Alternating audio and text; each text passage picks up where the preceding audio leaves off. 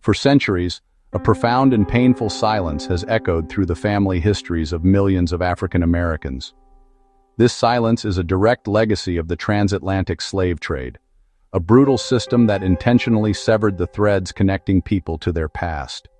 When our ancestors were forced onto ships, their names were often changed. Their family units were deliberately shattered. Their languages, their religions, cultural practices were suppressed. They were stripped of their identities, leaving their descendants with a gaping void where a rich and detailed family tree should be. This wasn't just a loss of records. It was the theft of memory, a historical amputation that has been felt for generations. We have long turned to the archives to try and piece together these broken lineages. We search for clues in dusty ledgers, ship manifests, and bills of sale. These historical documents are invaluable, offering glimpses into the lives of those who endured the unimaginable. Yet they have their limits. The paper trail often runs cold. A name might appear on a plantation inventory, but where did that person come from before that moment? What village in Africa did they call home? What ethnic group did they belong to? To unlock the secrets held within our DNA, scientists use a few different tools, each telling a distinct part of our family's story. Think of them as three separate keys, each opening a different door into our past. The first and most comprehensive is the autosomal DNA test. This test examines the vast majority of your DNA. You inherit it from every branch of your family tree: mother, father, all four grandparents, stretching back through the generations. This is the test that gives you those fascinating percentage breakdowns, like 45% Nigerian, 20% Cameroonian, 8% Irish. The second key unlocks a very specific path: your direct paternal line. This is the Y-DNA test. It can only be taken by biological males because it follows the Y chromosome, passed from father to son. It's like a family surname written in your genes. It can trace an unbroken line of male ancestors back thousands of years, often connecting someone to a paternal haplogroup, an ancient clan from a particular region.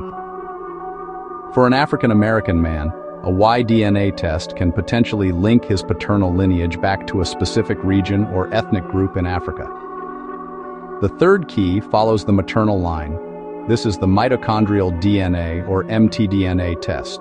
Both men and women inherit mitochondrial DNA, but only mothers pass it on to their children. Your mother's line, an unbroken chain of maternal ancestry stretching deep into the past. Like Y-DNA, mtDNA can assign you to a maternal haplogroup, revealing the ancient origins of your direct female ancestor. This can be incredibly powerful, shining light on maternal lineages that survived the horrors of slavery and passed down the gift of life. Together, these three types of tests paint a remarkably detailed portrait of our ancestry. The autosomal DNA provides the broad overview of recent genetic heritage from all sides of the family.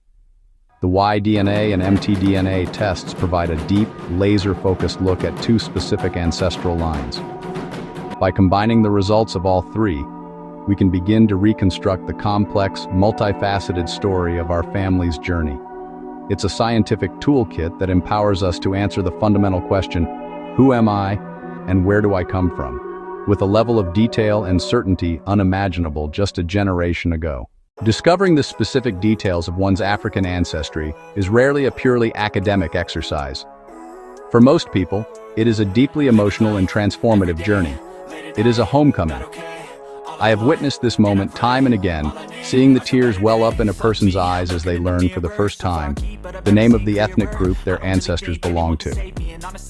It's a moment that bridges a 400-year gap. The feeling of being a descendant of a nameless, faceless slave is replaced by the powerful knowledge that you are the descendant of a Yoruba, Igbo, Akan, someone with a name, a culture, and a place in the world. This knowledge can fundamentally reshape one's sense of self. This newfound information often has a ripple effect, influencing a person's identity and their connection to the broader Black community. It enriches Black identity by adding layers of specificity and diversity. It moves the conversation beyond a shared history of oppression to a shared heritage of rich and varied African cultures.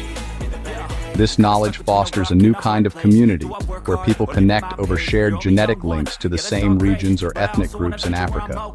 People form online groups, plan heritage trips to Nigeria or Ghana, and begin to incorporate elements of their ancestral cultures into their lives, from food music to naming traditions.